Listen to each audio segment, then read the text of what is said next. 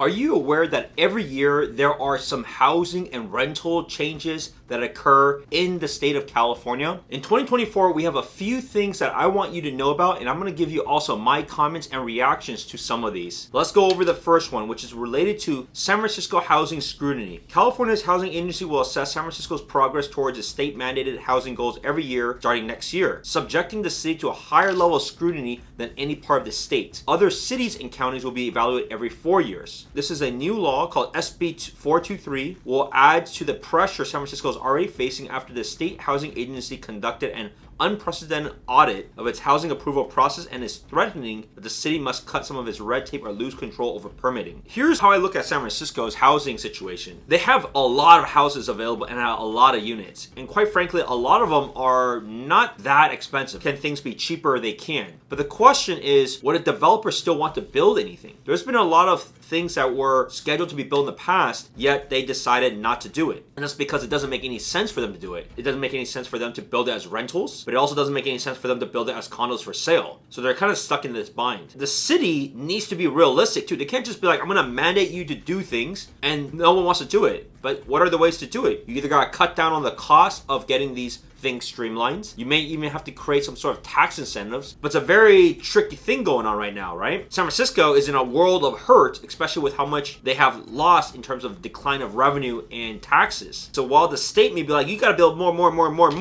on the other end, the builders and developers are like, no thanks. Like, this makes no sense to do. Even the ones that have already been ready to go aren't doing it. San Francisco doesn't have any money to incentivize them for anything unless you can get like some state money, federal money. Because look at what happened at the last APEC event. You thought homelessness can't be solved? They can absolutely be solved, but they chose not to. They chose just to be like, all right, we brought in a ton of people, inject money, move them around, put them furnished, clean up the streets, make it as beautiful as it has ever been. And then a few days later, everybody moves back in and it just becomes messy again. So that's the biggest challenge that I see related to that, is not just mandating them. This is not a red tape issue. This is an economics issue. It doesn't make any sense unless they can bring these together. Because of how poorly it's been ran, they probably need to get some external funding, which is not really solving the problem, but at least it helps with the housing side of getting more developers to want to get in and do something about it. Churches and nonprofit education institutions will be allowed to build affordable housing on their land without having to go through an expensive, laborious rezoning process or review under the California's Environmental Quality Act, SB 4. This is dubbed the Yes in God's Backyard Law. This will allow for development of an estimated 171,000 acres across the state,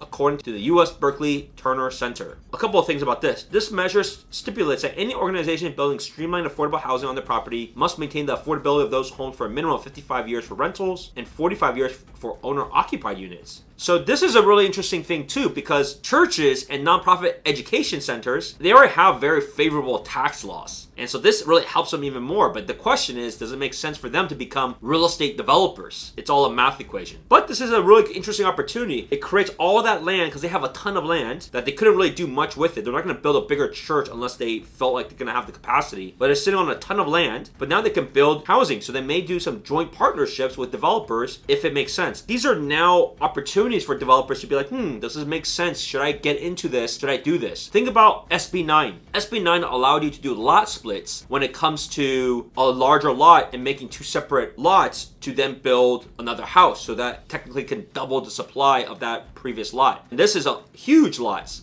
And so what they could do is they can try to do some math with partners, with developers, and say, look, does it make sense? We can skip through all this cost and process. We can get this up and running. But the issue is, as you see, a good amount has to be for affordable housing. Same thing. They're going to have to do the math, see if it may work. But either way, at least it unlocks some. What I see interesting would be, is there a loophole? Like, can you actually convert churches just into all affordable housing? I'm not sure. Maybe you just have a really small church and now it becomes just this massive housing complex around it. There will be some interesting things, so I think this is a very interesting play for some developers. Security deposit cap. Scarcity and budget-breaking rents can make searching for an apartment or house in many California cities a nightmare, but there's another factor that often places prospective homes into further out of reach: sky-high security deposits. Current state law allows landlords to ask renters for security deposits equivalent to 2 months' rent for unfurnished units or 3 months rent for furnished units. But under AB 12, which this will kick in July of 2024, that amount will be limited to the equivalent of 1 month's rent. My opinion about this is there is actually very few people asking for 2 months rent or even 3 months rent. It's all supply and demand. Now, maybe in the peak of things, when things were continuing to go on the rise and things were red hot, it was a problem. But now rentals aren't that difficult. Like, there's a lot of places giving free rent. Most are just doing 1 month anyway. So maybe there's some sub-markets in California that are still